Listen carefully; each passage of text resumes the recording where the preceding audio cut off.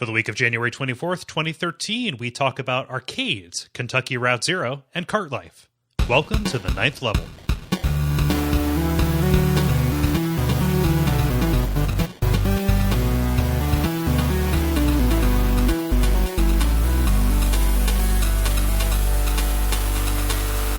My name's Cole Ross. I'm Dennis Furia. David Meismith. Ben Merkel. And this is the 9th level here. It's a podcast about video games. Thank you so much for your patience. Last week, I was traveling, unable to record or edit a show, but Dennis and Ben decided to make our first bonus level. I was going to say, you edited a show. I did edit it. Speed run. It was a speed run. It was a WAF speed run. I think it clocked in at 1:42, which might be the shortest thing we've ever put out over the feed. That's true. And it even had a bonus level at the end of it. Yes, it did. It's a bonus level. Yeah, it is wheels within wheels. It's a Hold Charlie on, did you just call the network the feed? No, like any of that, the feed, just digging on it, it's just audio blogging, it's one of those things, Just put an excellent nickname for Duckfeed.tv. I kind of like that now. Putting up a pod blast on the feed, right? See, is it the feed, or since it's Duckfeed, can we shorten it to the feed? The feed. Duckfeed. Duckfeed.tv. The podcast on the feed. Yeah. I don't like this anymore. Let's stop. The brief. We talk about game news. Does anybody want to volunteer to go first? Because I have one that is sad. I've got one that's happy. I likely have a similar sad one. I did want to contribute one to one you did last time, the Steam box. Yes. One of the things you guys didn't mention is apparently they're thinking about making it upgradable so that... they haven't said the specifics, but, conceivably, say, once a year or something like that, you could, they could release, the next version of the Steam box where, pop in new memory, new processor, whatever. Okay. So, do you think that could potentially change things if, say, 2/3 of the way through the development cycle, all the other systems are still in the previous generation, while Steam is already a next gen system? I'm not sure. Yeah, they definitely have a faster iteration cycle on this thing. So just to get people up to speed, Valve came out and said, "Hey, we want to release a PC that is like a console. It solely runs Steam, runs on Linux, but you can install Windows if you want." And it's our way of getting our stuff into the living room. That could definitely speed up that cycle. I'm wondering, that's something that happens already. Like, how many versions of DirectX have come out since the Xbox came out? True, but it's really, I think the difference is, though, that if it was something that was official, this is the thing. Yeah. What I would ask you as kind of the person who is most PC oriented, just to get your opinion since you weren't in on that episode, what do you think of that as like a thing, the Steam box? Like, would you just be like, okay, I'm not gonna upgrade my own thing anymore, just gonna buy this, and it'll be here? See, I don't know. I mean, the two of the biggest things I like about PC gaming is the fact that I have a mouse and keyboard and that it's not on the TV because I don't use my TV for anything because I have Netflix. Right. So I feel like that would take away both the convenience and the keyboard aspect. On the other hand, I feel like there are a number of games, most notably recently Shank, that are probably better with a controller that I don't really have access to. So if this brought the controller into the PC for the couple of genres, mostly action and racing, where it's superior, I think that'd be good. Mm-hmm.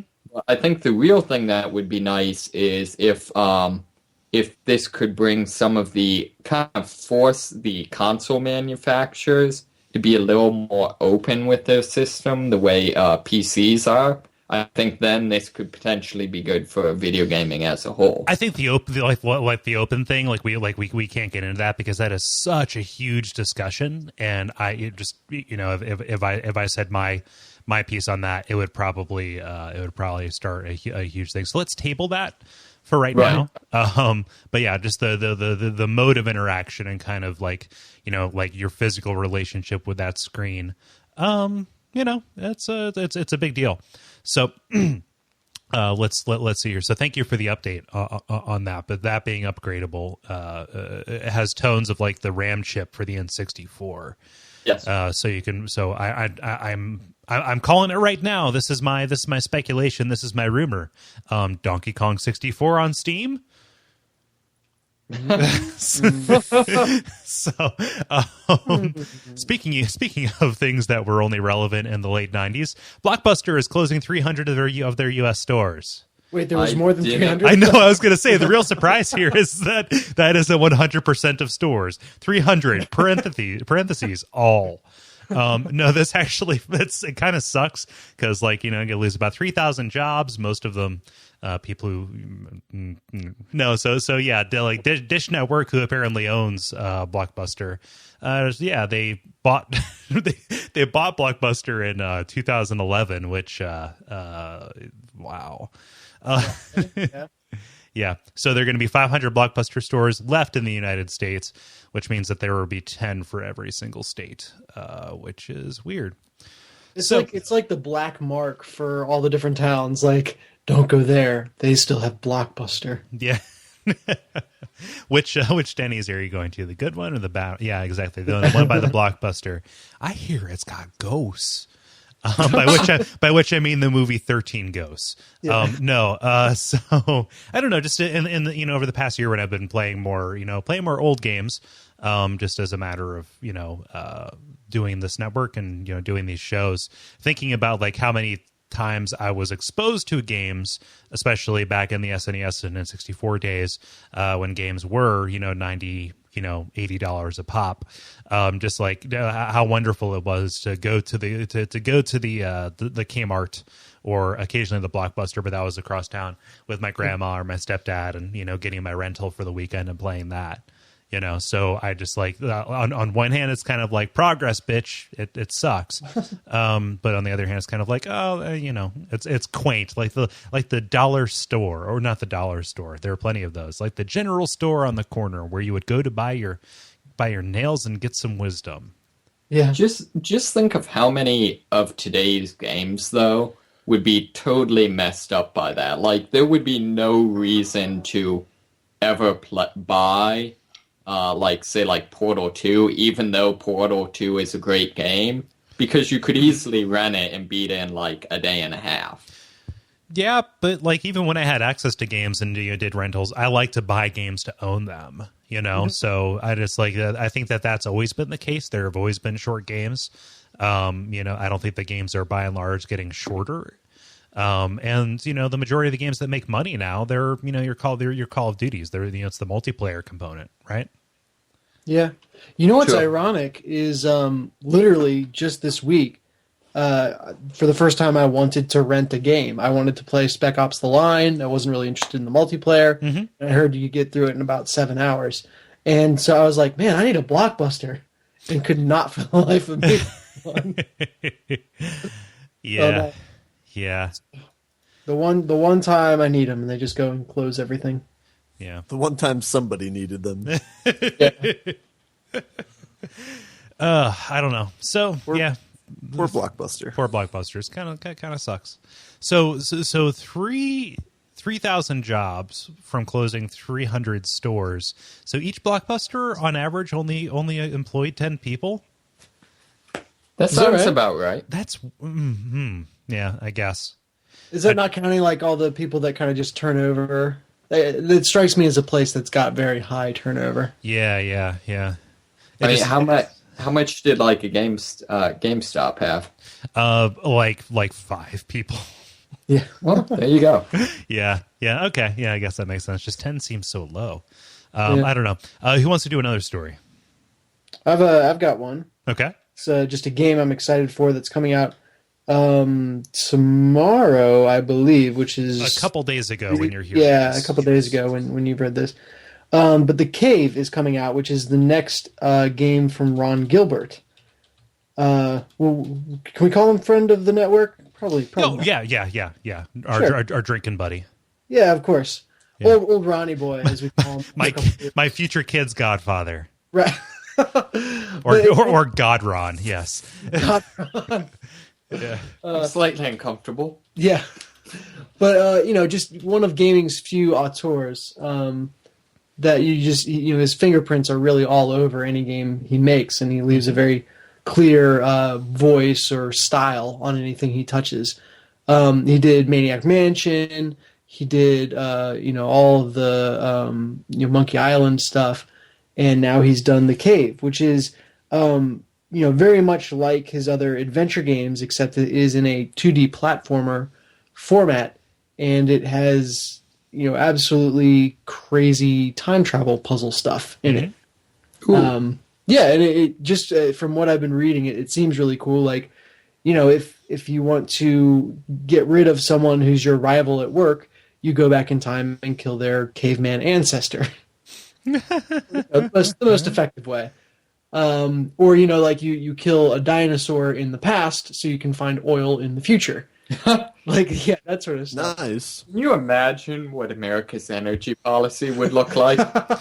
That's funny. I like to go into games blind, but that sounds an awful lot like an excellent adventure game that I'm going to mention now because it's apropos of the discussion. Time Gentlemen, Please.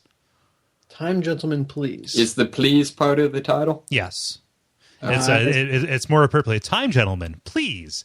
Because there's a comma and exclamation mark. It's a sequel to Been There, Dan That, and it uses kind of similar things. Interesting. But what's the news story here besides Thing Exists? I guess Thing Exists, but also I found I wanted to just choose to talk about a game I haven't played. Okay, you're honest. All right. Way to bully him into that one, Cole. I think it's the other thing that I've heard about it is that it's got a really interesting just juxtaposition of art style and theme. That it's actually a very dark game, but it's got a kind of a bright cartoony style. Okay. Also, it is dramatically different depending on the characters that you play through it with.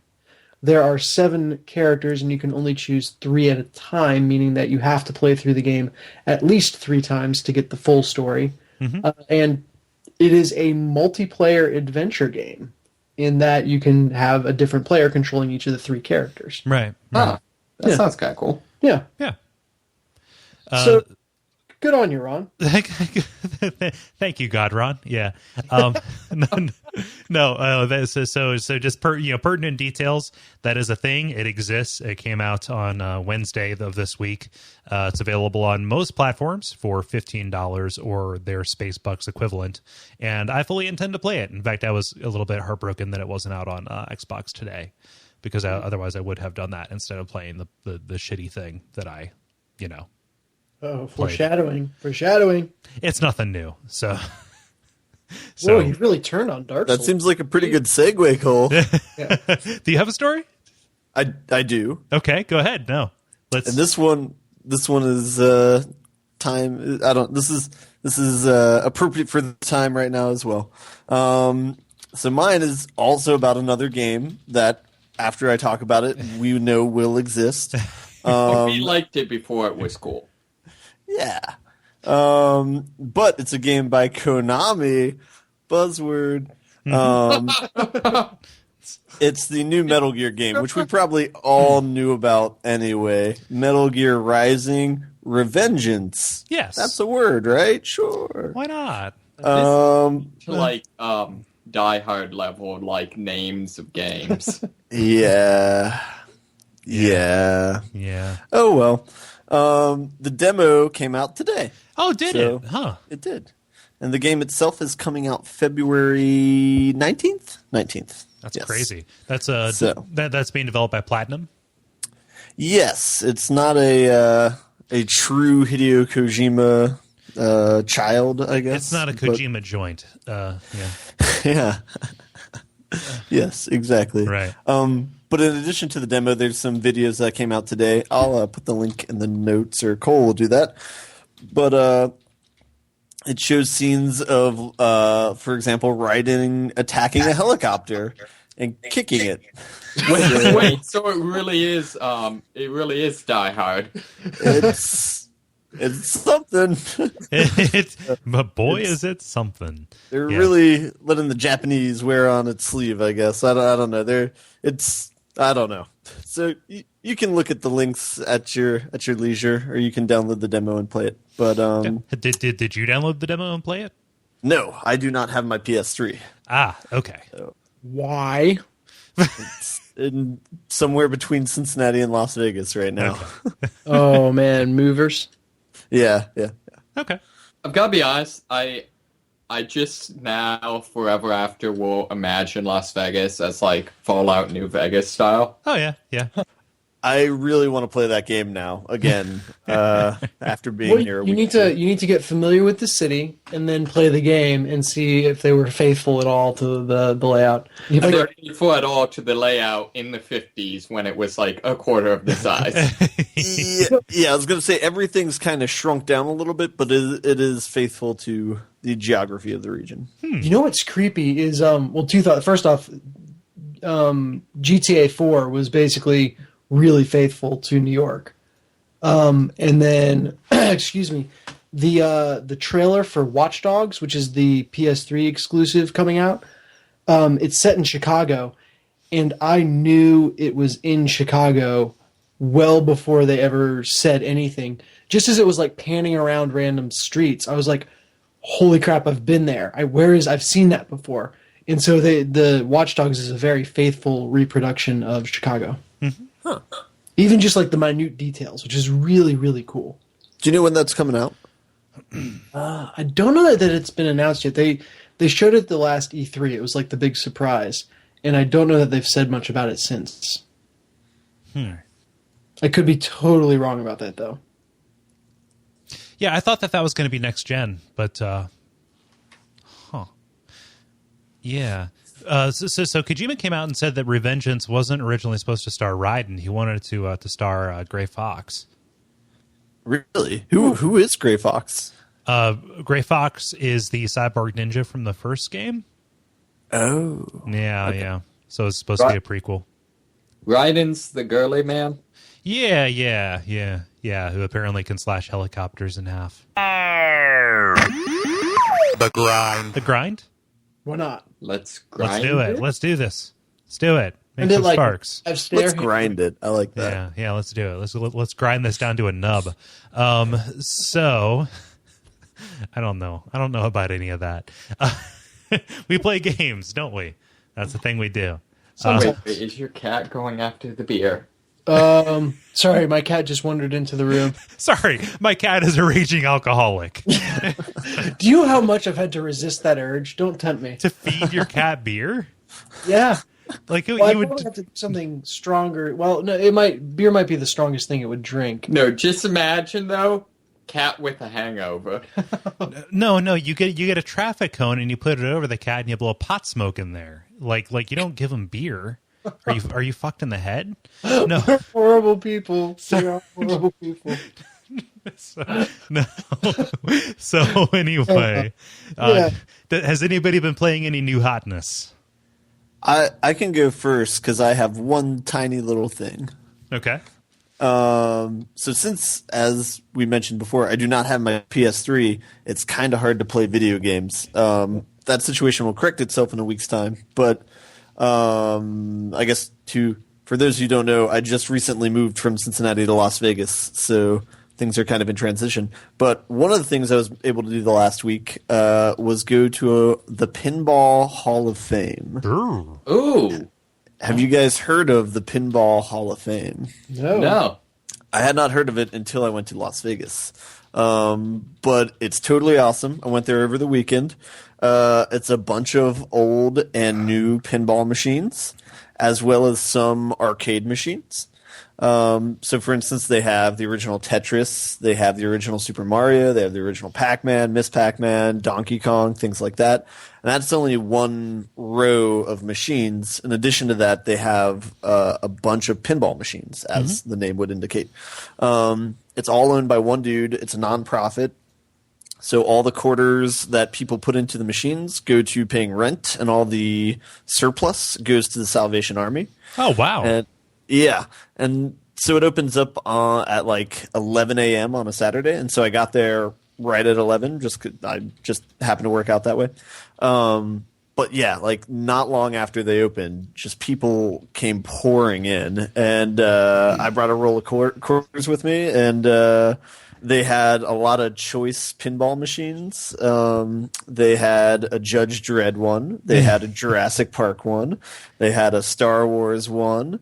They had several Batman ones. My favorite pinball machine that I played while I was there was the recent Batman trilogy pinball machine, just because there's a Christian Bale voice-alike who does stuff for the machine, and so you get to hear somebody say "jackpot" over and over again in a Christian Bale voice. And I won't do it until jackpot. I won't do it unless somebody asks me to. Jackpot. So. We should all do it. Try it out. I swear to bumpers. Where's the multi-ball?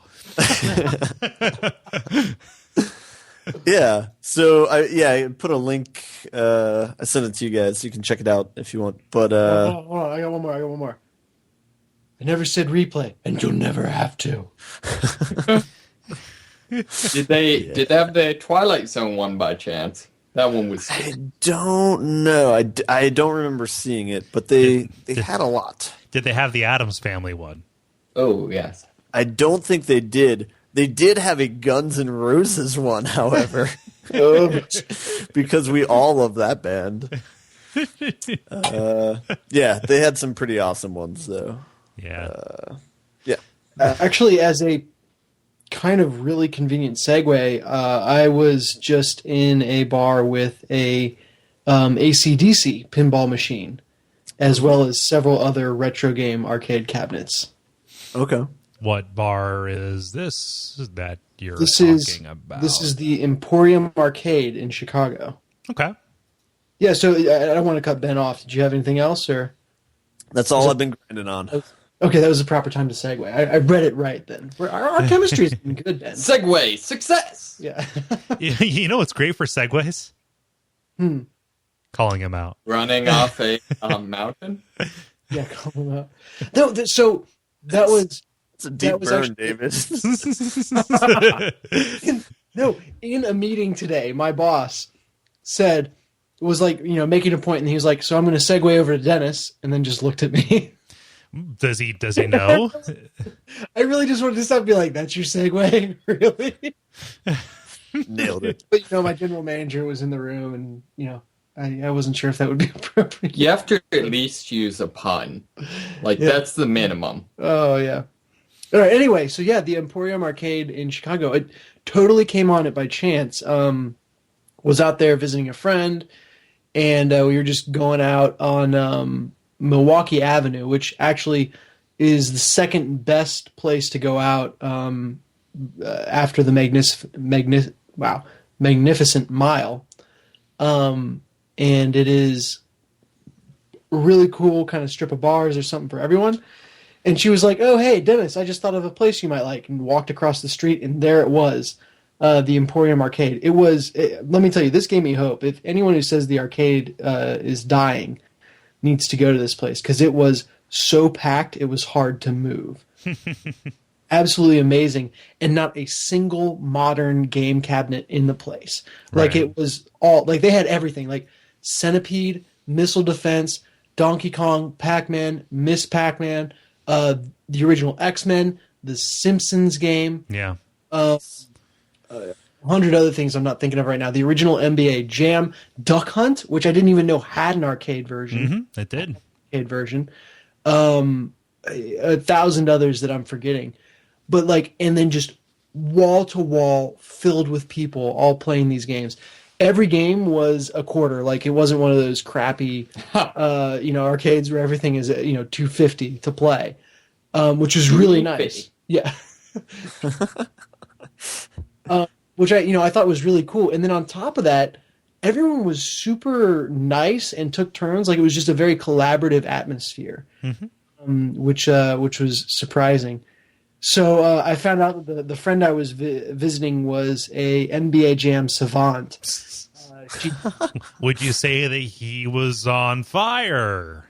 No, and he lived in downtown.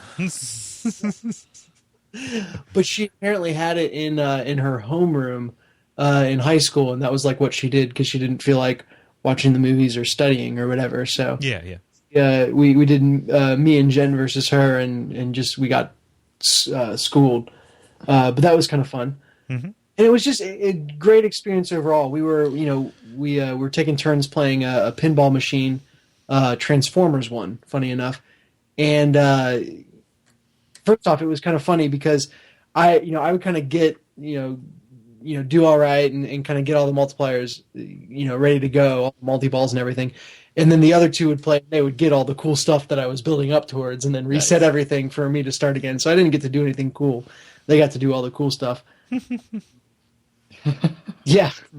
But we finished a game and a person was standing behind us and we were like, oh, hey, do you want to, are you next? Do you want to go? And they're like, oh, no, just keep on playing. You look like you're having fun. I was like, wow, I don't know of any bar or arcade where people would voluntarily do that, especially when it is packed shoulder to shoulder in the place. So that was just a really cool experience. Yeah. Completely unexpected. I'd like to submit a recommendation for a future multiplayer, by the way. Favorite arcade game. Yeah. Yeah. That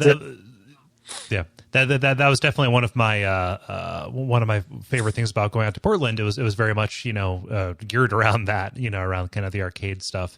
But yeah, that's it's great when you can find someplace like that, especially when there's alcohol available. Oh, yeah, that was fun. Yeah, so much better at skee ball after. Aren't we all? So then, in your more conventional video game department, I played Darksiders, which is kind of the God of War clone where you play as War. Forget all that God bucket of of fish. Yeah, forget all that God of stuff. You're just War. It's a really, really kind of interesting concept. Playing as one of the four horsemen of the apocalypse. The game overall is pretty solid. It feels to me like it kind of squanders an opportunity to do something different than God of War. It's right now it very much feels like a clone, and that's not at all a bad thing, mind you. Like, not at all bad, but it's nothing noteworthy, at least to this point. I'm still fairly early in the game. Right. I've I own it. I've played like the first dungeon or so. It's good. It's a solid game. I mean, like can you knock like the combat? No, not at all. It's fun. I think that's what keeps me going. Is it doesn't really serve up anything too different from God of War, but the moment to moment of the game is fun, which keeps you going. Yeah. So that's a thing. I think it's interesting though that whole setting, if I look at Greek mythology versus, I don't know what you call that, end times mythos or something like that. Revelations, yeah. Yeah, that kind of thing. I feel like, Greek mythology is a little bit more of a touchstone where people might not really understand everything that goes behind, Cerberus or the Hydra or, whatever, but they still recognize it. Whereas I feel that the whole Revelation mythos has a lot of stuff that's really cool and interesting, but people just don't know it, so it's not as relatable. Right. But it's still kind of a cool setting nonetheless. Yeah. I mean, and that's very much like, there's a little bit of technical stuff to it too, so it's, yeah. More stuff with For all those game developers out there, you got to make the end of times relatable. Exactly. Wow. Yeah. And then final thing, I tried playing Mega Man 9. Operative word being tried, I Yeah, imagine. so hearkening to the whole Greek mythology thing, I felt like Sisyphus playing this, where I just, kept on pushing and pushing and getting close to the end and then dying and starting over. And then pushing and pushing and getting to the boss and then dying and starting over. And then getting to the boss, but then not really doing anything and starting over. And, I guess trial and error, or, kind of learning a level isn't always a bad thing, but and I don't know if all Mega Man games are this way, but it's just long enough that you have to backtrack and get through again.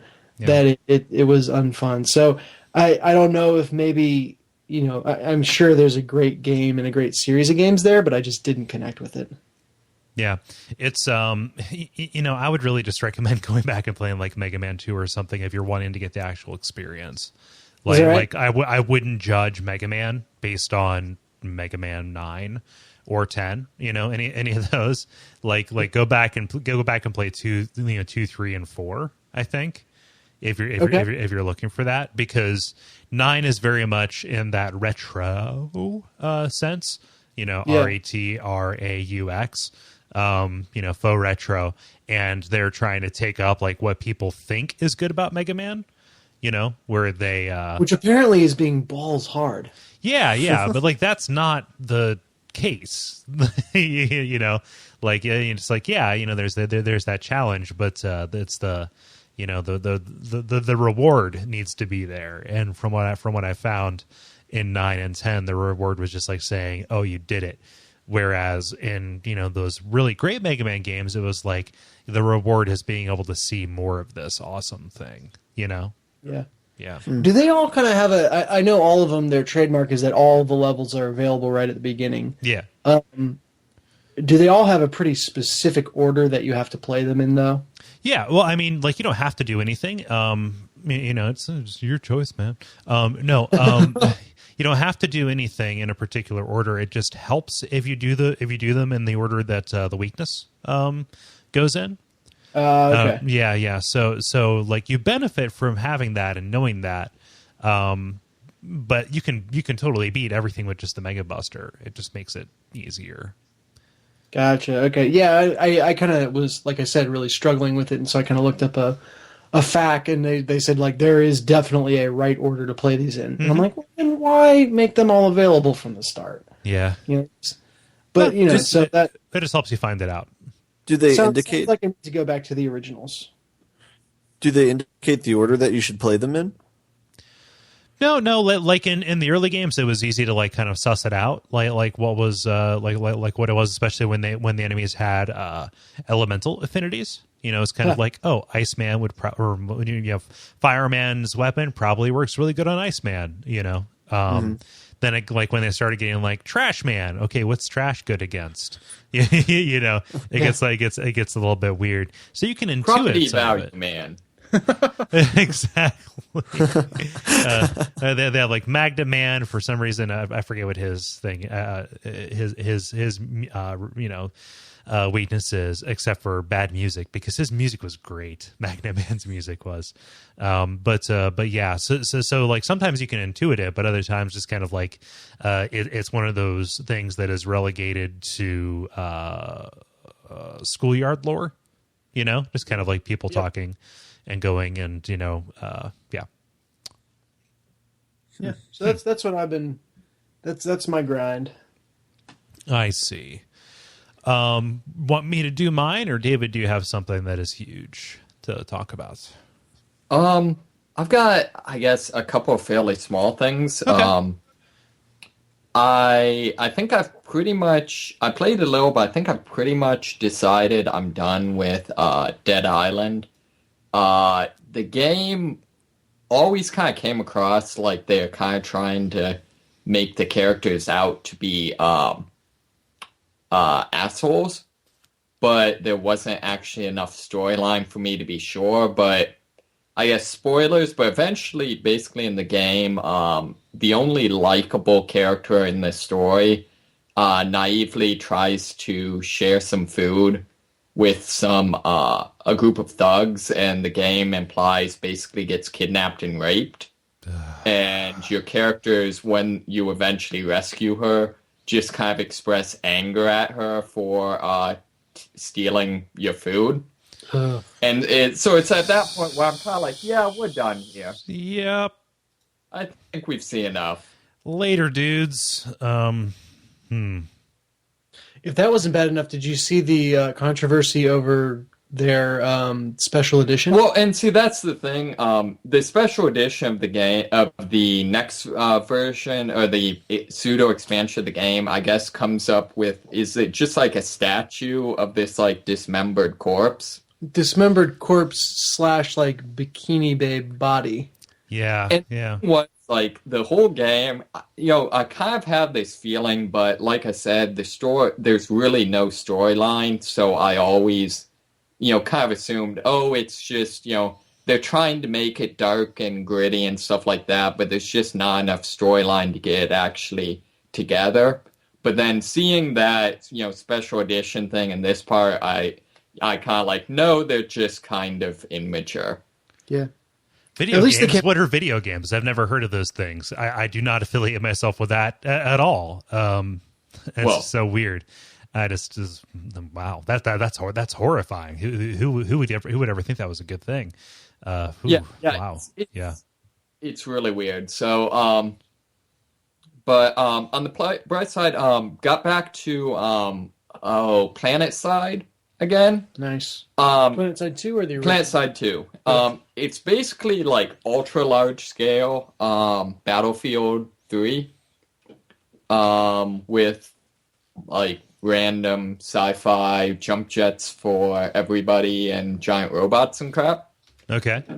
So it's really cool. It gets the good things about Battlefield 3, which is like getting in like a drop ship or a troop transport with like your crew and going somewhere and like all loading out and everyone having their roles and taking over stuff. It's definitely got that going on. The only problem I see is it just doesn't seem to be able to get the density of good experiences. So like the vast majority of the time, it's like you get to a base, kill the 5 people within it, and then like sit there for like 10 minutes, killing any respawns and capturing the base. Okay. So it's, it's one of those things where like when it's good, it's good. It's just they haven't quite gotten the handle on making it consistently good. Mm-hmm. So, I mean, is that just a matter of like people don't know how to play it right or what? I'm not sure. Honestly, I think the two things I've been able to kind of feel out is one, just it's a huge world, so there's a certain degree to which most of the time, unless two sides happen to have high populations playing at the same time, where they're coordinated enough to like drop ship people in to do a fight, it's often you just figure out who's not on at the time and take all their stuff. Right. But also, I think I feel like you die too fast in it. In that, I feel like there's kind of a fine line in a first-person shooter where if your health is too low, you generally, when you get killed, it's just, you get killed before you can react, and it's not fun and you don't really learn anything. Right. And if your health is too high, which I would compare to Planetside 1 was kind of like this, and I kind of feel like Team Fortress is like this. You almost never... It's hard to actually finish the deal and get a kill, so you never get that feedback and don't learn anything. Mm-hmm. And so it's definitely a balancing act, but I feel like it's kind of too low. So, most of the time when you get to a battle, it's either A, you instantly kill off the other guy, or like the other guy comes out of nowhere and kills you off. So battles aren't protracted at all. Right. And then also, it's really, really vehicle focused right now. So it tends to be whoever gets the vehicles there first wins.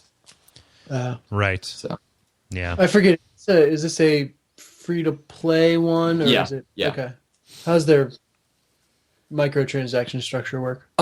Basically, you can buy things that make you level up faster, things that make you look different, and then you can just straight up buy new weapons, but you can also unlock them in game. But then all of your attachments and player, like your leveling, the skill tree, you have to get in game.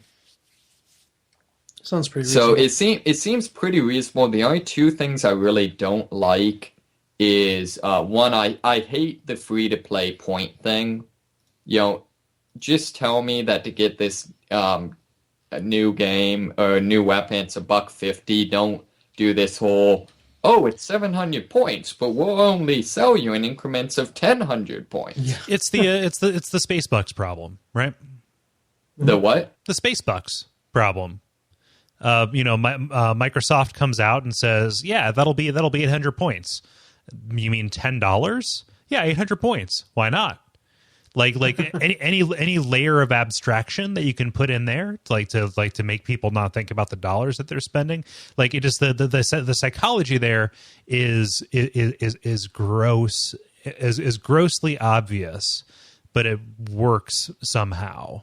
See also, $9.99 or at gas, there it's $3.21 and 9/10 cents. Like, yeah, just pricing psychology. Dennis, you probably know more about that than I do, but Or if you go to any casino, they use chips and debit cards now. yep.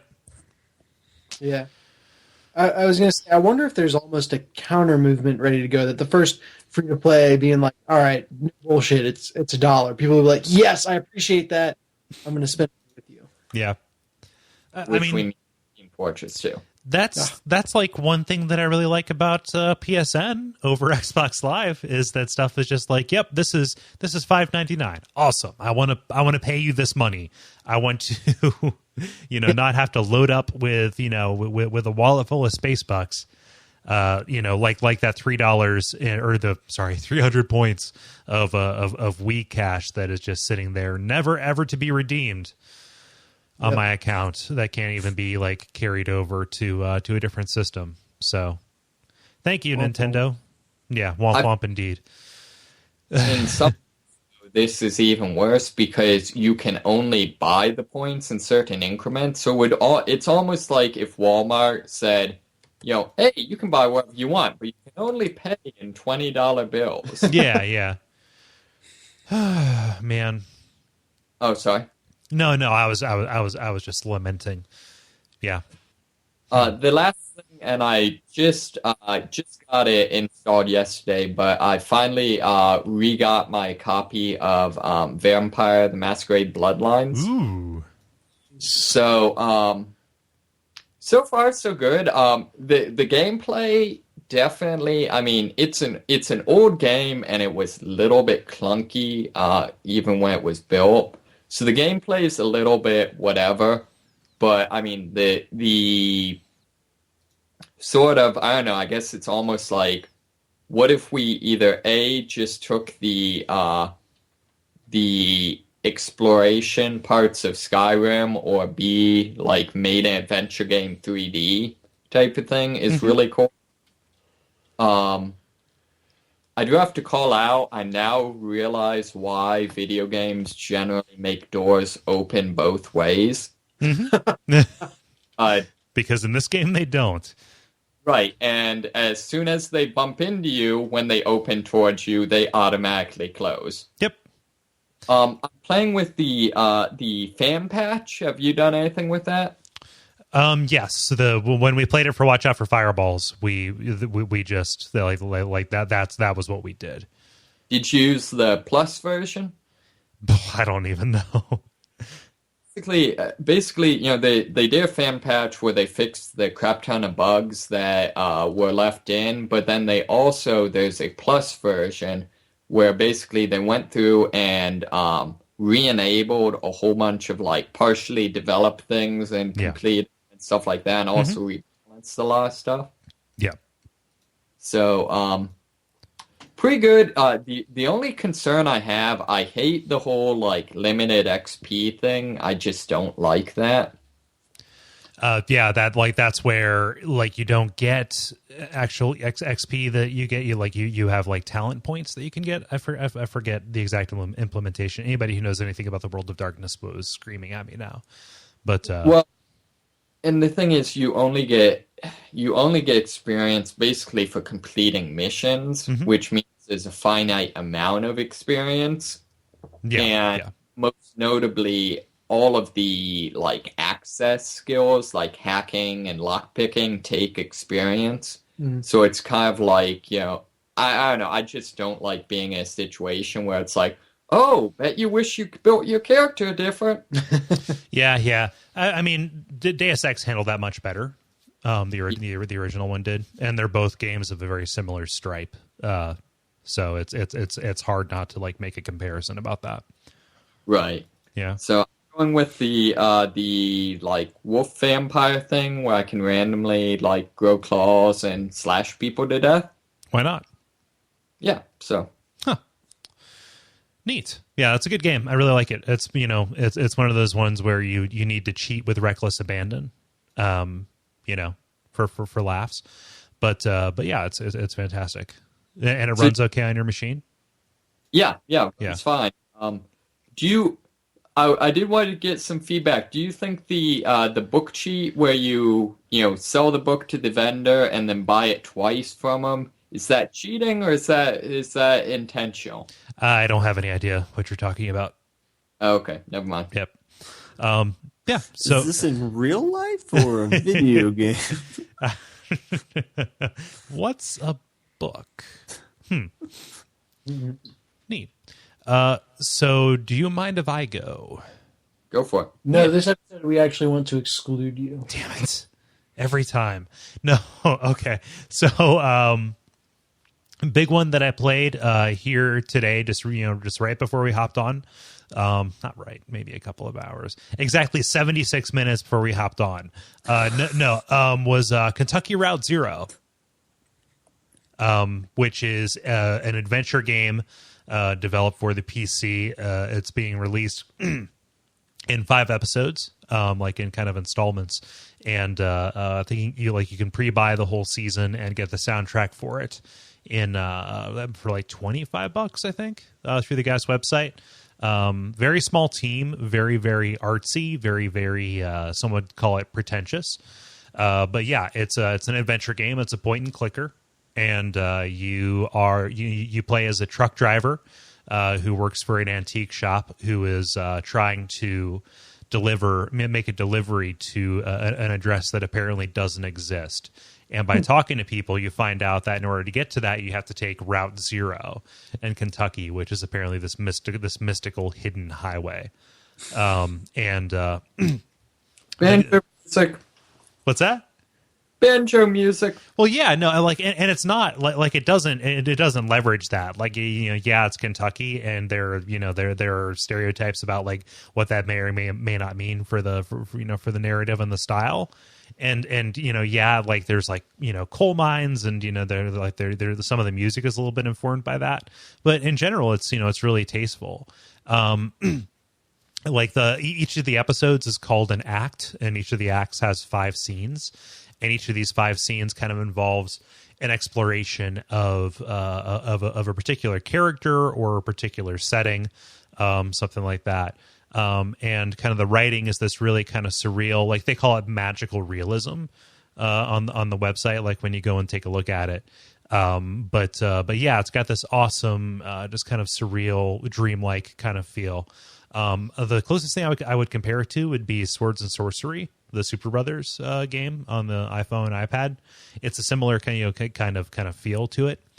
But I think the best thing about it, and you guys can feel free to look up screenshots. You have my permission to look up screenshots of it. The aesthetic of it is fantastic. Like it's modeled in 3D, but because it's it's these kind of like static shots. It's an adventure game, so the camera isn't very active, but it does most of the stuff in kind of these monochrome silhouettes, and kind of the composition. It's just fantastic. It's wonderful to look at. The writing is incredibly non-specific, and some of the settings are just a little bit abstract. So the game kind of comes across as more like poetry than movie or narrative book novel kind of thing. And we were discussing this before we started recording, but there very much is a class of thing that you can look at it and think like, oh, this was made specifically for me, wasn't it? And everything I just described is like, oh, that's a game that Kole would like. Yeah, it's really, really cool. Yep. Good. It almost looks like kind of a noir, film noir type of look almost. Yeah. I mean, it makes a lot of use of shadow and the lighting. Like, it's great because stuff will be monochrome. Like if it's not lit, and there'll be like situational lighting, and anything that's lit up will have color to it. Yeah, it's great. It's fucking great. Yeah. Are you guys curious about that? Do you have questions about it? Is it horror? There are elements of it that are ghost story like, but I do not want to. I don't want to spoil anything beyond saying that is an element. Yes, it is. It is frightening, but it's kind of it's frightening in the way that like this is a bad example because he does really scary movies, But like it's a David Lynch kind of feel to it, It's horror in the same way that Twin Peaks is horror. Oh. Yeah. That's yeah. for like 5 years. Go ahead. What? Oh, sorry, Twin Peaks. I've been meaning to watch that. It's good. You'll love it. Yeah. Yeah. So the thing that I would say that I don't like about it too much, like he says, it'll be 5 episodes, and it'll come out over the course of a year, give or take. And I've seen this trap. I know what that looks like. Telltale has taken they've kind of fallen into it and know how to do it. It's kind of like, okay, episode a month, rain or shine. And that worked really well for The Walking Dead. I don't hold out hope that this game is actually going to get finished. Really? Unless enough people buy it. And there's been plenty of people who are listening to this. If they listen to any other video game podcast, they're sick and tired of hearing about it. Unless he gets a lot of money out of it, it's just one of those things where I could see it being like, okay, 4 months later, I get a little email notification saying, hey, Act 2 is ready. Act 2 of what? Oh, this thing. Awesome. I love that. And then it'll just go away and never come back. So Yeah. Go ahead. Back. Yeah, that's how the game ends. Yeah, exactly. It ends with me paying $25 instead of the $7 that I should have paid for the first episode. But I want to support this. You vote with your dollars and blah blah blah blah. You also get the soundtrack for free, and it's really good. Nice ambient kind of spooky stuff. So Nice. yeah. It's cool. It's been quirky PC game time for me over the past 2 weeks. I forget if I talked about it. No, I did finish it since we last spoke. Hotline Miami, finished that joint up. It's really good. It's great. It's closer to a puzzle game than an action game in a lot of cases, because the key kind of decision that you have to make in any given level, if you execute it, yeah, that's great. Your plan, but it really is looking at stuff and trying to figure out what you kill first and what weapon you use in what order. In the last leg of that game, the narrative really picks up, and it kind of fulfills some of those promises that I've heard people making about it. Just about where it would eventually go, and the ending is really satisfying. So, yeah. Is it satisfying as in this has all been worth it way, or is it satisfying as in yep, this is the capstone for an entire game of feeling horrible about myself kind of way? No comment. No comment. Fair enough. It's a short game. I mean, it took me a long time to play it because you just you either get frustrated or it's genuinely unpleasant. So you can only expose yourself to so much of it at a given time. But yeah, that's good. Yeah. Try it. It'll be a good thing. Cart Life, played a little bit more of that. Nothing Nothing more to say about it really, except that it's depressing still. Are you still playing as the same guy, or did you start as a new character? Yeah, I'm still playing as the same guy. I'm probably going to have to either restart or go as a new person. This might be spoiler. I'm not sure. So if you're wary about Cart Life spoilers, maybe skip forward by about a minute. Sorry, are you guys sensitive about that? Like, do you mind me just sharing a story about how dark and grim this gets? Go for it. Okay, cool. So I wasn't able to make rent. Like, just I think some guy came up and he was like, "Hey, let's I'm trying to sell bagels, but the place where I'm at, all they want is newspapers, and all anybody wants here is food. So let's trade our let's trade our permits so we can get a little bit in a better situation." I was okay, cool. Like, trade it. And I couldn't figure out how to get my cart over to the new place, which was by a college campus. And so I was like looking around, and I was looking at my permit, and it was like non-transferable. Fuck, is that going to come to bite me? I'm not sure. I never found out. I went to the courthouse to try and get that, trying to get that straightened out. They're like, take a number. There's nobody here. Take a number. Your number 22 is currently on on number 2, and you have to sit there and watch as it cycles. And like, I lost an entire day to this, an entire day of like when I could try and get enough money to make rent at this hotel that I'm staying at. And so I get back. I'm like, okay, I need to get money. I'm just gonna sell it. I'm gonna sell stuff here. Without a license. Of course, cop comes up, takes the last of my money, and puts me in the hole. It's like, okay, what am I going to do? I go and I find like the place in the industrial district, like, who makes cars. Yeah, we can move that for $40. Well, I don't have $40. Fuck. Then I go back like, oh man, it's Monday. I don't have the rent. And I've got this cat, this character, he has a cat, but this hotel doesn't, let cats in.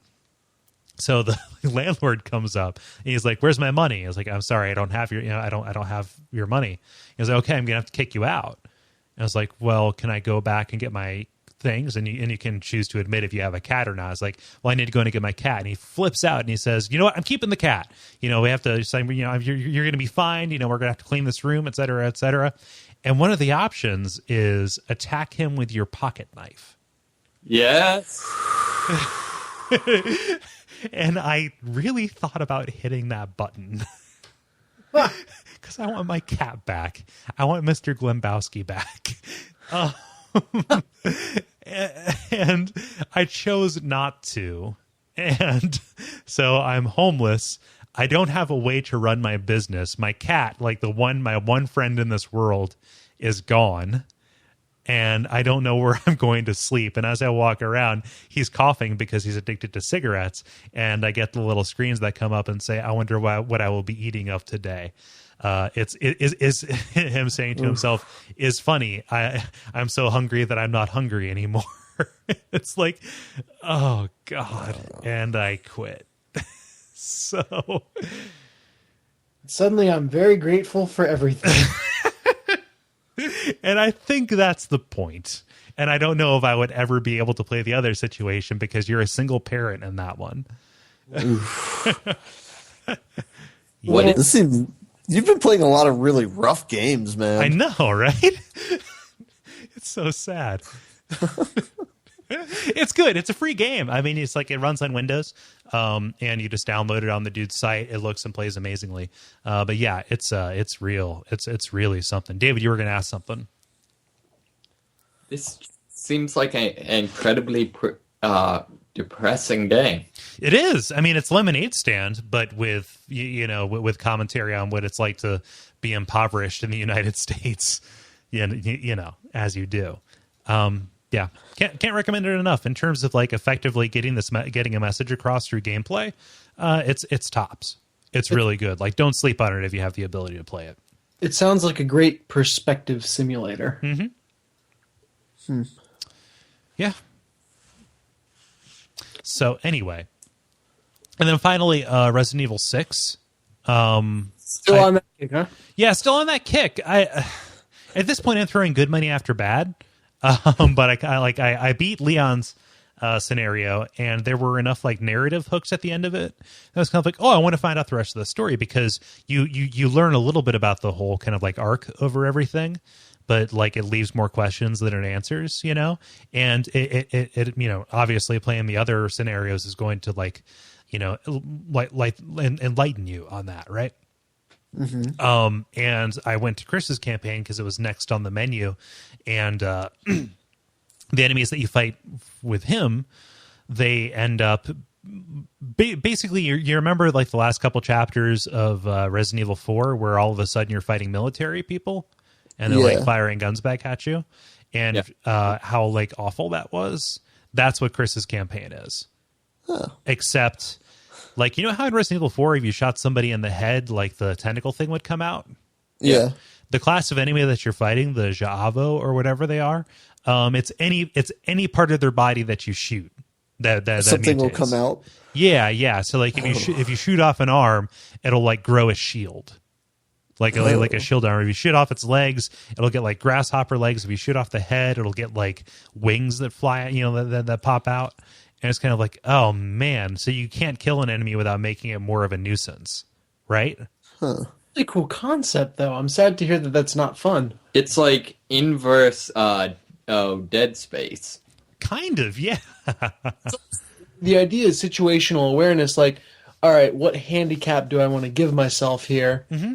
You know, if maybe I'm at a positioning advantage, so I'll give him the grasshopper legs because I know I'm far enough away where that can help, or I'll give him the shield because I know I've got a precision weapon, I can shoot around it. Or that's like, what an awesome idea. Mm-hmm. Well, give him the wings, that way I can make bird brain cracks. Yeah, exactly.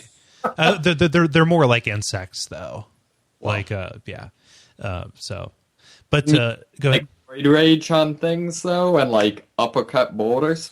No, like it's a little bit. Yeah, the narrative is fine. Like I dig that. You know, I don't like Chris's sidekick in this mission, but you know, it's a thing. Man, I'm not even sure because you're right. But like the one strategy that works is just, okay, shoot a dude in the torso, and that works. So like I'm worried that that's going to be taken away too. That like all of a sudden he becomes a, you know, this like torso monster, or like you blow away his stomach, and then he like just like the tissue like expands and becomes like really tall or something. You know, I'm not even sure. Wait, so Sheva gone? What? Sheva? She hasn't showed up anymore. And that's one of those things that like narratively I don't like like to where like these bioorganic weapons, the bows, you know, the zombies and stuff like that, they've become so common in the world of Resident Evil that there's a whole like wing of the military that is adapted to fighting them, the BSAA. And it's kind of like, okay, we've got full buy-in from the military on this. We've got all the equipment, blah, blah, blah. And like, what was so awesome about, you know, Resident Evil's 1 through Code Veronica was like, holy crap, we have no idea what this is. There was this mystery around it. And like, you know, like it's kind of like, we got to take out the tangos. They're, you know, recover our position, like making it that kind of like giving it those mundane trappings of a military shooter, you know, like, you know, just like literally you're supposed to be upset when this whole group of like, you know, Marines dies, you know, like hoorah, you know, kind of thing. It's like, you didn't have any personality. You were trained to fight these things. You were here. You knew what was going to happen. Why would I feel sad about you dying? There's no characterization at all that's been given to you beyond like, and none of them have cats. I know, right? and it's just kind of like, man, that's so depressing. And like they got back to like what was really cool in Leon's scenario, because, you know, not just because it was like regular zombies, but it was like a civilian area that was taken out, like that college campus. You know, it's kind of like, oh, awesome. It's like this, you know, great dark setting. You know, people are, you know, running around. They have no idea what's happening. It feels like a real catastrophe, and not like and not like any other military shooter. And that's the bummer. That, you know, I don't mind when it gets action based, but just, man, don't give it these awful trappings that would immediately turn me off in any game, but it feels a little bit more insulting than it would be because it's in a series that I like. You know, Resident Evil. Well, I mean, it's sort of like Dead Space. Was, at least from what I saw, was hardcore in action game. I mean, you shot a lot of things, and that's basically all you did. Yeah.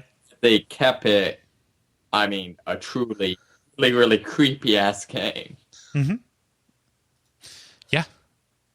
I don't know. Like I want to. So I've cranked the difficulty back to amateur. I'm going for it. I just want to be done with it. But it's not even like that long of a game. Each of the chapters in a given scenario takes about an hour. And there are 5 chapters. So realistically, with all 4 scenarios, it should be a 20-hour game, which is not insurmountable. But I just can't shake it. And I know that if I go on to something else, I'll never come back to it. Mm-hmm. Yeah. So I want to play Hitman. I want to play Dishonored. I want to play any number of these games, but I can't. Got to whittle down that clog ears. Yeah.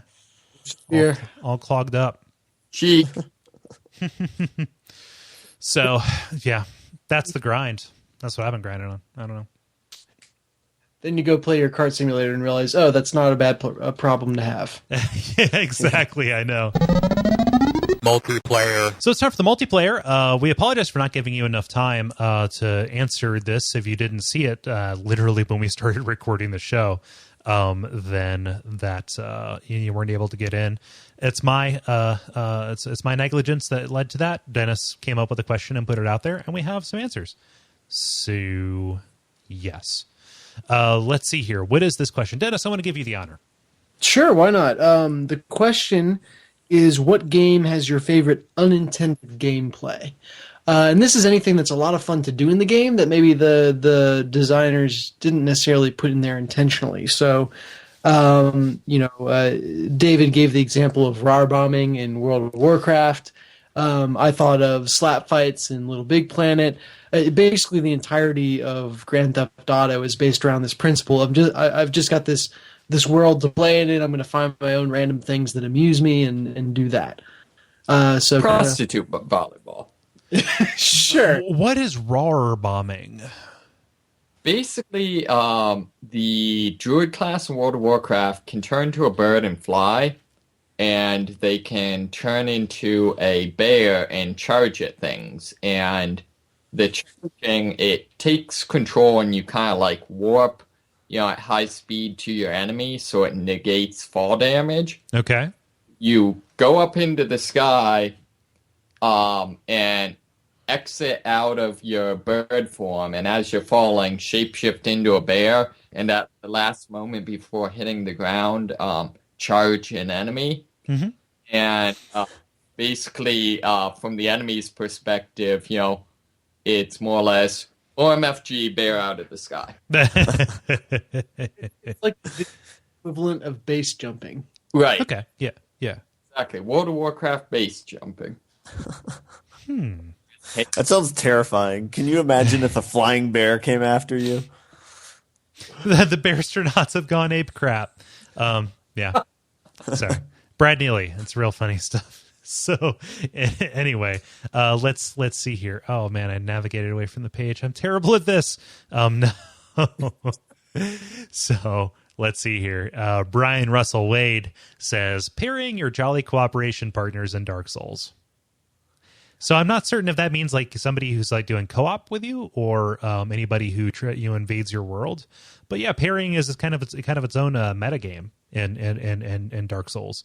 I was watching a video like where somebody was doing like frame counts on like exactly when in every weapon type you like are able to parry with that. Like, yeah, it's a real something. But the way he's saying it is kind of like, okay, I come into your world to help you out, and we practice parrying on each other, which is where, you take something in your offhand while somebody's attacking, you press it at the exactly right time, and you deflect it, giving you an opening to attack. So can you alternately giving your enemies an opening to attack your supposed friend.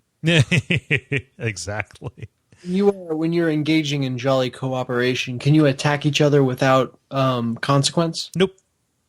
Still has consequence. So, I mean, it's a high stakes game. Yeah. Should be real, yo. Yeah. Yeah. How much can I grief my teammate without causing him to cease to be my teammate? Yeah.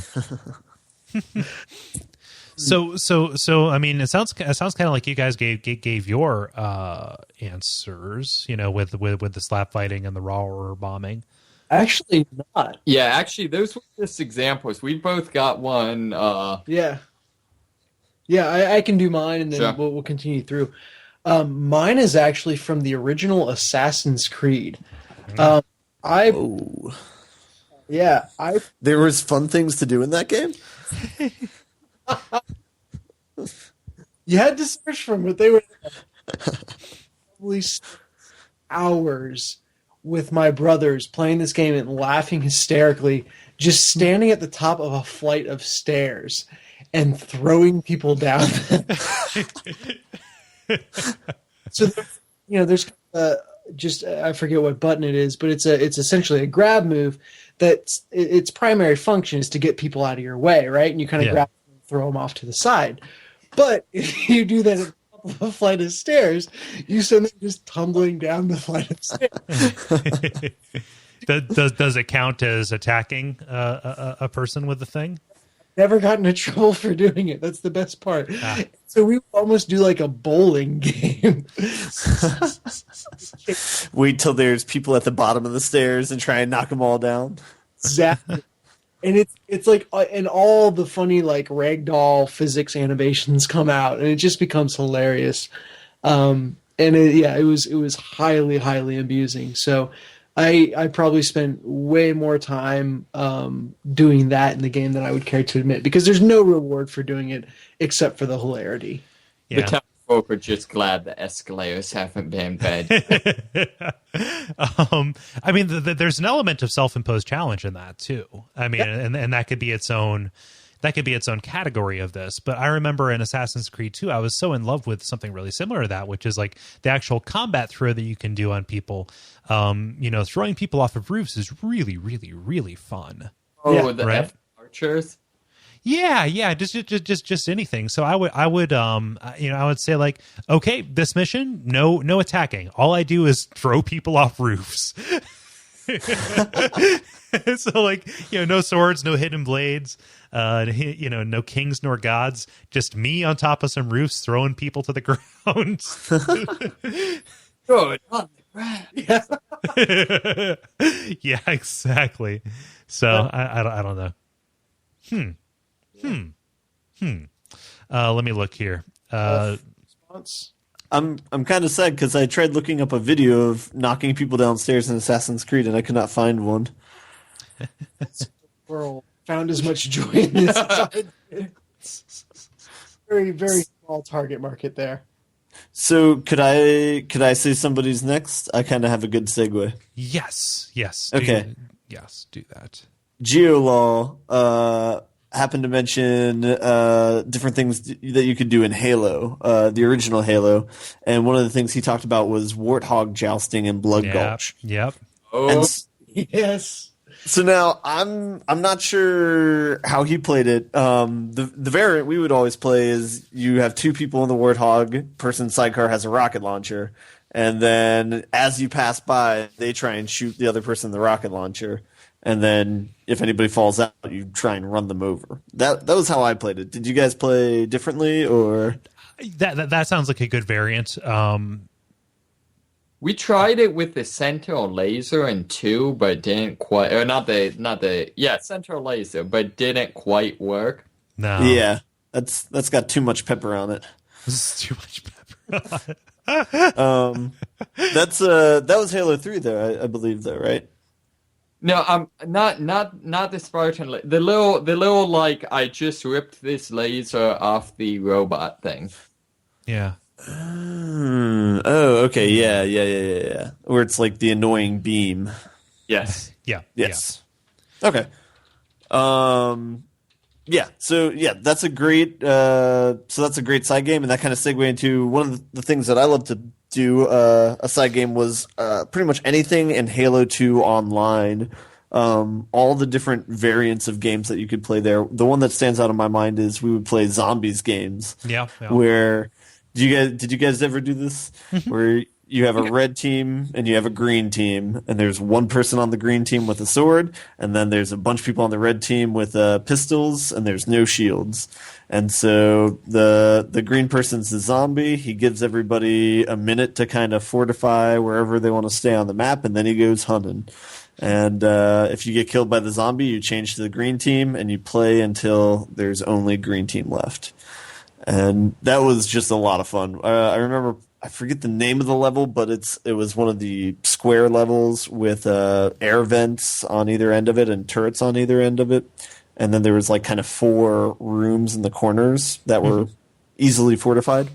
Yeah, yeah. And yeah, so playing that map and then just pushing all the objects to the entrance of one of those rooms and having everybody just aim their pistols at the door. It was a lot of fun. So yeah, I have fond memories of things like that in Halo. So yeah. Mine actually was also from Halo, so should I just go... Hit it. All right, do you guys remember Forge mode at all? Yes. Halo 3. Yeah, basically, you could either, in this mode, it was designed for, sort of customizing levels, so you could either play as the Spartan, where you ran around with full access to guns and stuff like that, or you played as, I guess, the little Sentinel robots, I think it was, which allowed you to fly, you could pick up objects, and you could also create objects. So the intended purpose of the mode was for you to, build these levels together. However, what we ended up doing is turn it into this sort of deathmatch variant, because you could shoot and kill people when you're in Spartan mode. On the other hand, when you were in... I'm sorry, Dennis's cat is Assassin's Creed. But on the other hand, when you're as the Sentinel, you could materialize a tank in midair and throw it at people. So, seems legit. Yeah. We're constantly shifting between like Spartan mode and firing the submachine gun at a Sentinel, and then as he goes to throw a tank at switching back into Sentinel mode, flying above the incoming tank and countering with your own warthog or whatever. Yeah. I parry with a warthog. Let's see here. We've got some live action happening here because somebody is putting in their own example here. Can I just say that Geolaw also mentions fighting in hockey games, which I had completely forgotten how much I love that. Yeah, I would play. It was like NHL 2K1 or something like that, with the express purpose of starting and winning fights. Yeah. I got into something like, I think you had to set it so that you didn't get ejected after a certain number of fights. Red card. Yeah. This high score of how many fights could I get into by the end. Yeah, NHL 94 had a pretty good fighting mechanic to it too. Yeah. Like fights in hockey are like crashes in NASCAR.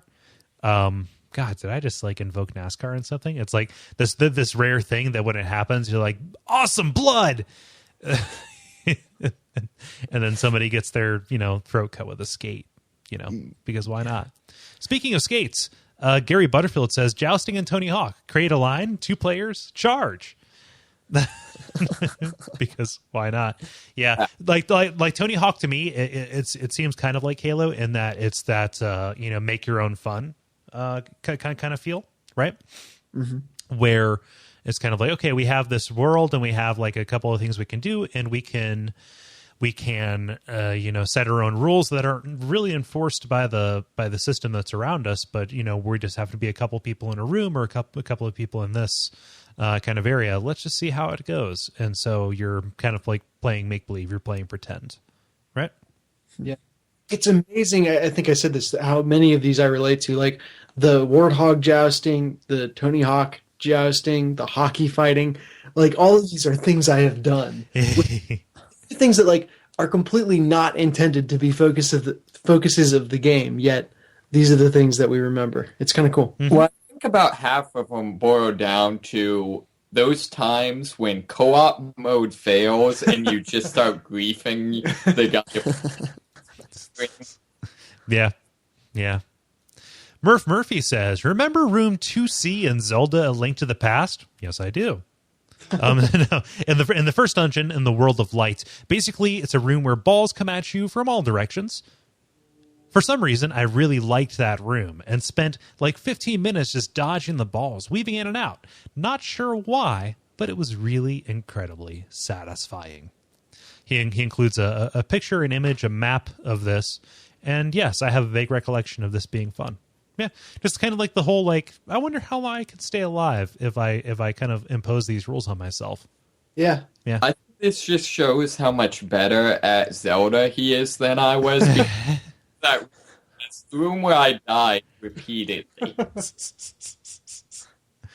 Yeah. Can I share mine? Yes. There's a phenomenon that was called out in a Something Awful article a long while back. I want to say 6, 7, maybe 8 years ago now. That it was kind of like, oh, that's what that's called. That's what that thing is, and that phenomenon is called asshole physics. And like any game that has non-aggressive NPCs, and also it gives you the freedom to pick things up and throw them, and it has the physics engine to kind of support that. And they also program in responses, like where people can say, hey, cut it out.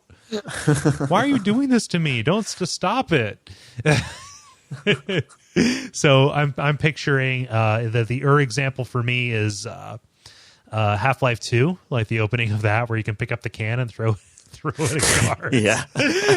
Or just throw it at civilians, and like you can do it like later on. Yeah. Yeah, that is great. Also happens in Skyrim. Just in any game where that kind of thing happens. So I was going to come up with like a lame example of like, oh, whenever I go somewhere, I jump. It's like that's pretty like vanilla. But no, just if I can make a computer man's life miserable with mischief, like stop hitting yourself. Yeah, that's a fun little game to play. See, I just remember dying. I tried to use that to fight the guards in Half-Life 2. Yeah. So on weeks where we actually remember to put out these things on time, that was my fault again. I am so sorry. You can check out the Facebook group and also the various Twitters and tutors that we have. And watch out for those, and you can participate and be featured on this program, because why not? And bosses, watch out for tutors. Watch out for toots. The end boss. And bosses, where we just kind of give our final thoughts, Jerry Springer style. Again, because why not? Does anybody want to volunteer to go first? I do have one, which is about this amazing, I'd call it a bastion, but that's not the right word, of civility, the internet, that is the Polygon website. I don't know what it is, must be something in the water, but the comment section of the Polygon website is the most polite, forgiving, and thoughtful community that I have ever seen in an online space. And it just astounds me to read the comment section on any article that they write. And they've done stuff on like violence in video games and religion in video games and like all these different topics. And people are just so nice to each other there that I almost wonder if it's a cult. I don't know, man. Sounds kind of lame. I like to grief people. Get on there on Reddit and just lay some smackdowns on people. Call them slurs, for various ethnicities and affiliations and orientations, whatever. No big. That's what we call it. Friday nights, me and Jimmy go out slurring. We got there and we serve up some slurry, because why not? God. But yeah, it's actually, I mean, on a serious note, it's kind of cool to see. But I don't know if it's just really heavily moderated or what, but the only thing I've ever seen from the Polygon comment section is just respect and thoughtful discussion, and it gives me hope for humanity. Mm-hmm.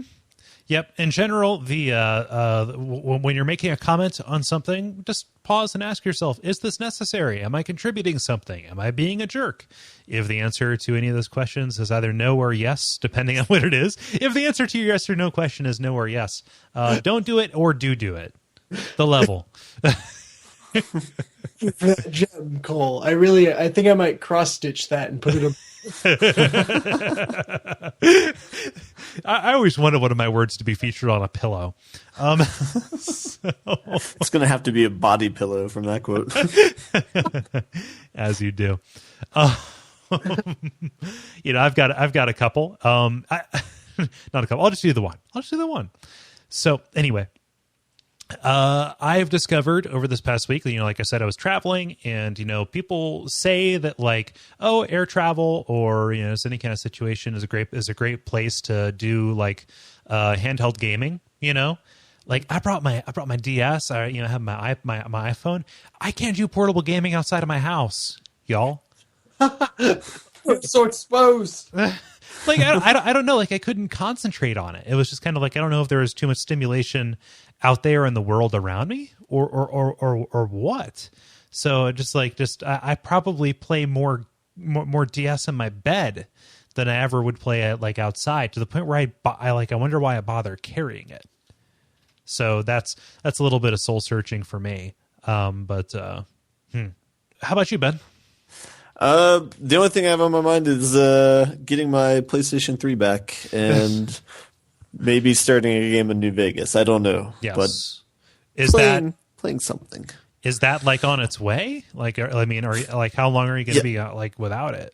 I will get it either between Thursday and Sunday. I have a voicemail which probably says the exact day, but I have not listened to it yet. David. If completely unrelated to video games, but still cool. No, that's fine. This is anything goes. Sure. If you've got Netflix, anything like that, do yourself a huge favor and look up Whisker Wars. Most reality TV is basically find completely normal people doing completely boring things and make a TV show out of it. Whereas this is find completely crazy people doing completely over-the-top things and make a TV show out of it. It's basically a reality TV style documentary thing on professional beard competitions. So people who grow their beards and compete in one of several categories, such as mustache, full beard, or freestyle. Understand freestyle until you see the German fellow with the octopus beard, the American who, or rather, no, the Swiss fellow who has his beard shaped into a reindeer and the Swiss flag. Because those things go together. What the people with giant red beards down to their waist talking about how bearding is going to be the next big thing, and they're really trying to get it to go mainstream. Bearding. It's bearding. Isn't that when a patient lady marries a gay dude so he can be a school principal? Andy. No, I mean, it very blatantly taps into the just basic human I like watching people be people thing, but at least these people are rather entertaining. Yeah, that's wow, huh? I had never seen this show until this weekend. My 7-year-old niece, she loves Cake Boss. Ooh. Okay, yeah. Yeah, the Italian gentleman who owns a bakery in New Jersey. She is in love with the show. It was all that she wanted to watch, and it's on Netflix. You know, it's so weird that it just like it's a weird thing for her to just be transfixed by. I don't know if I should be worried about it or what. The future Baker there. That's one of those faux reality shows, though, right? Where they really kind of set up all the. Yeah, I think so. Maybe like it seems real. Like, you know, they've got clients and stuff like that. But this is my theory, because that's a whole genre, the cake genre, right? Yeah. Right. Yeah. Sure. And I've seen one or two of them, and watching a bunch of episodes in succession this weekend really kind of hammered it home. So in this half-hour or hour-long show, the most compelling thing is when they are trying to transport the cakes. So, like, we've made this cake that is a scale model of the Kowloon walled city, you know, and it's like, awesome, it's great. Now it needs to be at this wedding. They load it in the back of the truck, and they're watching it like, oh, we're going to carry it up the flight of stairs. So here's my, you know, like it's the Lucky Charm problem. Why isn't there a cereal that is all marshmallows? And why isn't there a cake show that is entirely about moving cakes? Or people failing at moving cakes. Well, you know, there'll be heartbreaks, there'll be triumphs.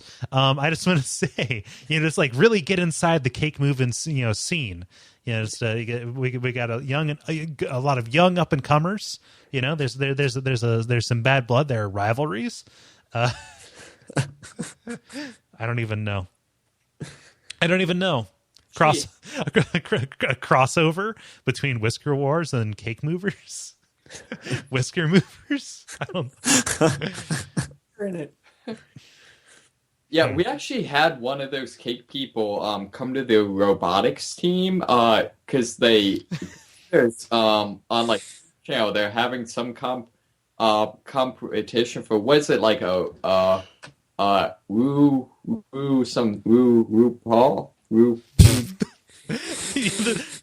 The transvestite. That's a person. Yes, that is an individual. Yes. Oh, like so, you know, the machine like Wile E. Coyote. Oh, A RuPaul device. A RuPaul machine. Yes. Okay. No, a Rube Goldberg device. Yeah. Yeah. Can we call it a RuPaul machine from now on? Yes, we can. RuPaul 2016.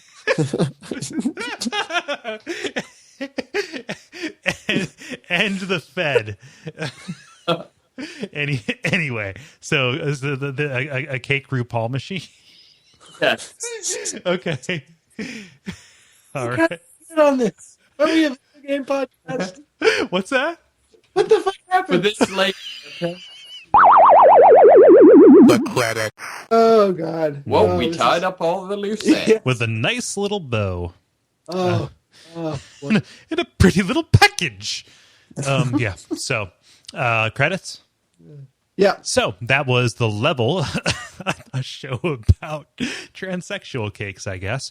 No, anyway, I don't even know. What can you do? You can go to Duckfeed.tv. There you can find all of the various and sundry information about our program, including our iTunes listing, where you can rate us and review us. We'll say our Twitters here towards the end.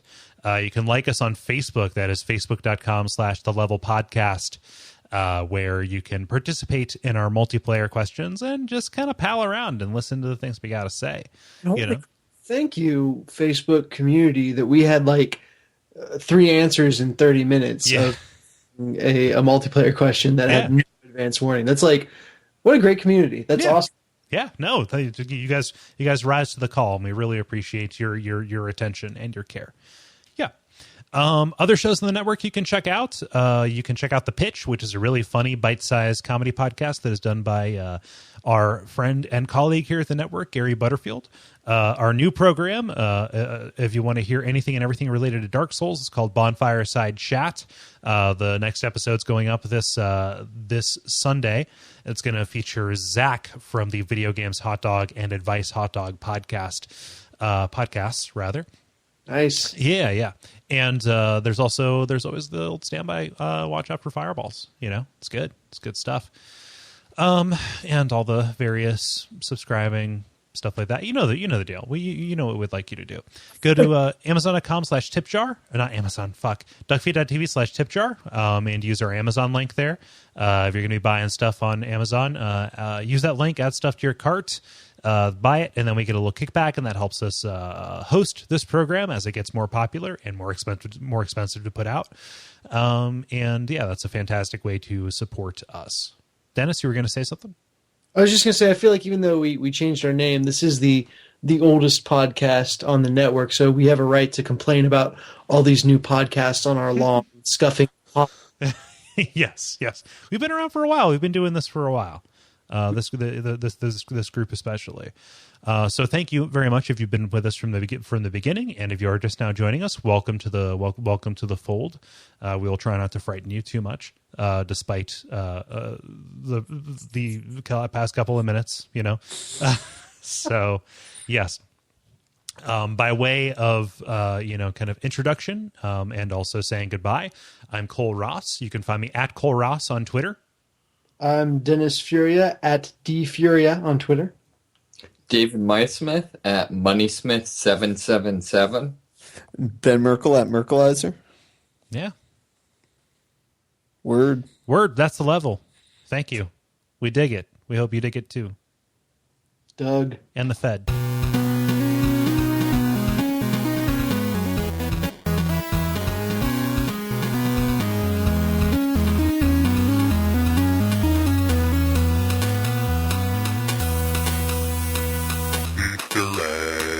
Yeah, I don't like this anymore. Let's stop. You sound like Lemonhead. What? Oh, you mean lemon grab? Yes. Yeah. Okay. That's right. A joke for laughs. Okay. So my laugh. I feel like my laugh has stagnated a little bit. So I'm considering switching over to Jeff Goldblum's laugh from Jurassic Park. What's that? Give us an example. It's kind of like the muttering slightly. You kind of need more like, or like, a little bit of those in there. Amp up the crazy cool.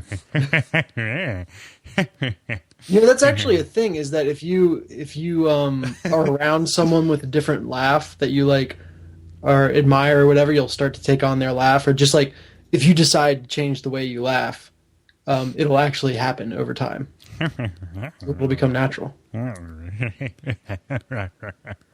Maybe workshop that one a little bit and get back. It's supposed to be unsettling. God damn it.